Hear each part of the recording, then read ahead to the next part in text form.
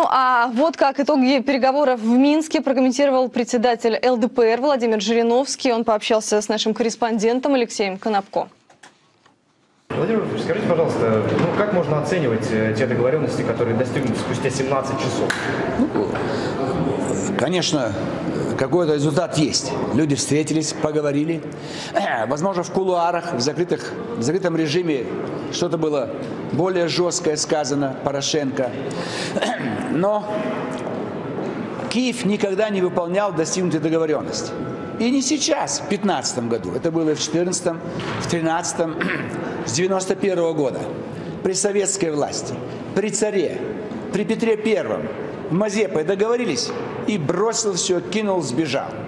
То есть это недоговорно способное существо вот, в виде сегодняшних киевских властей. Я это помню прекрасно по однокласснику Стасик Ребенко. Мы 11 лет были в одном классе. Со всеми нормально можно разговаривать, с ним невозможно. Уперся, все. Он никогда не будет делать то, что мы просим от него. Раз не идет на экзамен. Вот я считаю, что сегодня экзамена не будет. Ты дурак, что ли? Мы все сидим, сдаем экзамен. Мы приходим, Стасик, экзамен. Нет, тут тупизна такая, знаете, вот такое уперство, такое вот животное что-то такое. Это одно. Как бы национально-психологическая характеристика участников переговоров. Второе. Бесполезно бумаги. Дирижер в Вашингтоне. Заставить их подписать все, что надо, и исполнять только рычаг. Газ прекратить поставлять. Никакого газа. Все долги заставить заплатить. Они должны десятки миллиардов долларов. И ошибка нашей страны. Еще в 1998 году мы ратифицировали здесь, в этом зале, договор о дружбе. С кем вы дружить собираетесь? Только фракция ЛДПР ни одного голоса не дала. В 2010 году Харьковские соглашения. С кем вы заключаете? Ни одного голоса мне дали. И сейчас переговоры ведите, документы подписывайте, но они выполняться со стороны Киева не будут, кровь будет проливаться, будут гибнуть русские люди. Поэтому ополчение пусть двигается в любом направлении. Силой смести все боеспособные части Украины. То есть лишить их газа, лишить денег, лишить армии и последнее лишить населения. Надо звать население Украины в Россию, всех, кто хотят. Мы можем половину Украины перебросить за Урал. Это 15 миллионов. Как раз то, что нам нужно, чтобы раздать им землю, пусть живут, питание есть, энергия есть, и никто не будет стрелять. То есть мы должны оставить Порошенко с учеными функциями президента Крещатика, на которой пустота.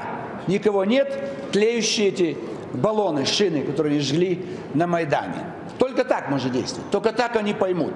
Сила, жесткость, охват, и чтобы Новороссия вернулась в Россию. А Галиция с Львовом ушли навсегда, будет маленькое такое государство, и слово «Украина» вообще прекратит звучать. Только так действовать. А так встречаться можно в Минске каждый год. И вот Вьетнам, 20 лет. В Женеве переговоры, продолжаются переговоры, новые представители, новые соглашения. Пока Северный Вьетнам не шарахнул, так что там ничего не осталось от южно-вьетнамской армии, ничего нельзя было сделать. Только военное решение. Если исходить из того, что не будут соблюдаться и эти договоренности, то каков прогноз, что будет дальше и повлияет ли сегодняшние соглашения на планы США о поставках оружия? Оружие они и так могут поставлять. И так при захвате определенных населенных пунктов находят образцы натовского оружия.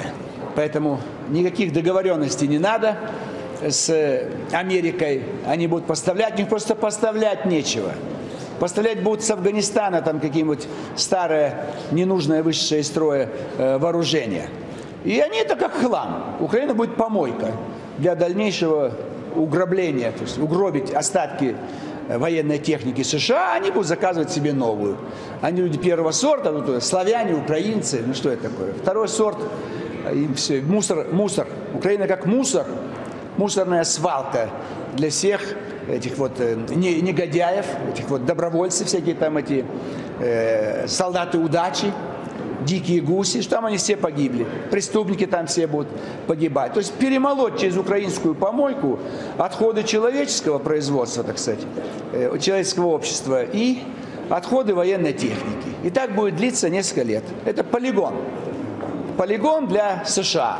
Что война пришла, вот Корея начали, Вьетнам, далеко все это. Сирия, Египет, Израиль, там, Ирак.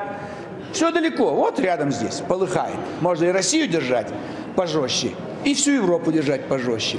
А дирижер будет сидеть в Вашингтоне. Так что все будет продолжаться, как и было.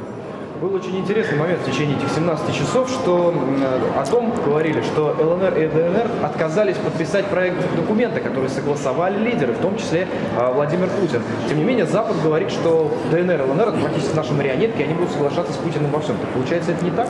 ЛНР и ДНР ничьими марионетками не являются. Они сами вооружились, сами подняли восстание, защищают русских, Россию, Донбасс, родные места. Они коренные жители и Луганска, и Донбасса всего. И они не обязаны кого-либо слушать. Они в крови уже все. Они похоронили своих друзей, родственников. Если им будут сейчас навязывать после войны такое кровопролитное соглашение, по которым они никто, с ними даже разговаривать не хотят, правильно делают, что отказываются подписать. Ну и, наверное, вот последний момент. Недавно, совсем несколько минут назад, «Коммерсант» передал, что Порошенко заявил, что достигнуто соглашение о скором освобождении Савченко. Но это все-таки не политический вопрос, а под следствием. Возможно ли это, или он просто обманывает? Ну, он мог эту тему затронуть. В конечном итоге она никакого значения не имеет. Но я бы не отпускал ее. Нужно провести судебное заседание и 20 лет тюрьмы. И тоже на Дальний Восток. Только так.